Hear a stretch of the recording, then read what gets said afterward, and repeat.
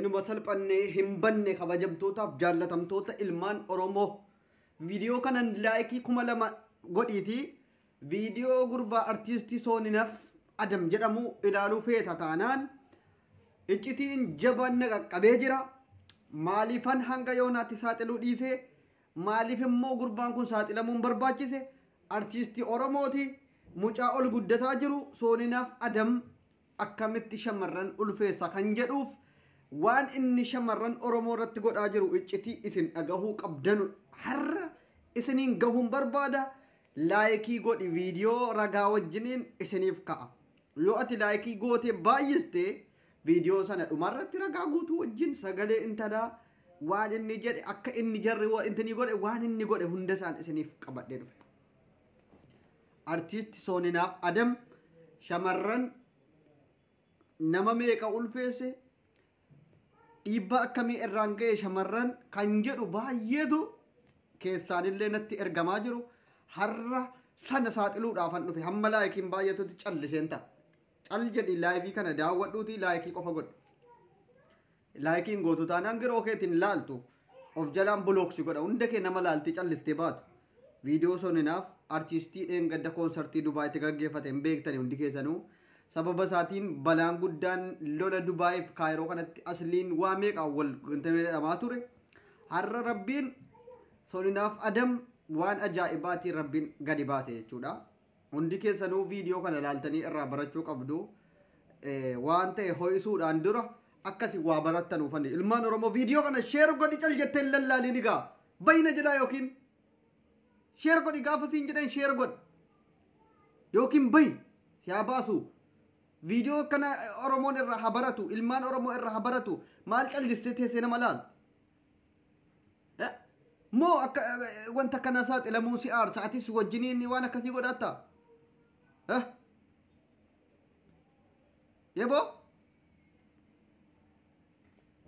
ajaa'iba rabbiiti baay'ee salphina guddaadha ijoolleen baay'een feesbuukii irra suuraa adda addaa olii gadi fuudhanii haasa'aa jiru an garuu ragaa wajjiniin viidiyoo wajjiniin isinii qabadhee dhufe viidiyoo isaa laaluu barbaadda taanaan ragaa wajjiniin siif dhiyeessa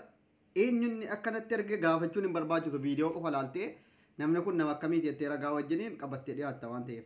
atillee viidiyoo kana waliif sheer godhaa waliif ergaatii akka namni hariin irraa baratu godhaa shamarran keenya baay'ee rabbiin obsa isiniif haa kennu kaan dheengadda koonsartii irratti sababa sana madaamiidhaan wal loltanii jaalala isaatiin jecha suuraa wajjin ka'u malee jettanii intiniidha turtan amma obsan isiniif kadhadhaan baay'een keessan of ajjeeftu gaafa viidiyoo kana argitan akkasiin duduutanu nan beeka hamileen isin cabuu danda'a yoo lubbuun si keessaa ba'uu dhiisellee du'uun keessan garuu of miidhuudha malee bu'aa tokko buusuu hin danda'u obsaati laayikii godhaatii viidiyoo kana dhaggeeffadhaa isin argisiisuu laata ammumaayyuu viidiyoo kana sagalecha isiniif banuu viidiyoo meemee warri viidiyoo channu argisiisii jettan koomentii jalatti barreessaa sagalee kanaa fi waan akka jarri itti intini jedhan hundasaa ragaa qabatamaa wajjinii warri nuuf baneettan mee koomentii barreessaa jabaadhaagaa jabaadhuu gaafan siin jedhu jabaad allaqe hin jabaatu taanaan giroo keeti gadalti gabaallee gadal gibu shamarran keenya kun gizee baay'ee gorsee nadhabean hin ulfaayinaa jedhe amma ulfooftanii sagalee natti ergitanii boossu an akkam viidiyoo addunyaatti saaxiluuf garuu artiistii Oromoo ol guddataa kana saaxiluun koo waan gaariidha warri kaanis akka irraa baratanuuf warri waan akkanaa godhaa jiran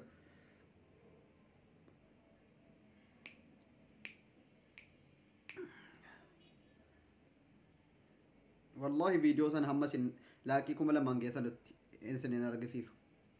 laayikii 2000 maaliif namni baay'een irraa barachuu qaba isin namni 70 80 laayikii gootee dhaggeeffachuun kee waa tokko bu'aan buusu kun of tuffachuu jedhama of hin tuffatinaa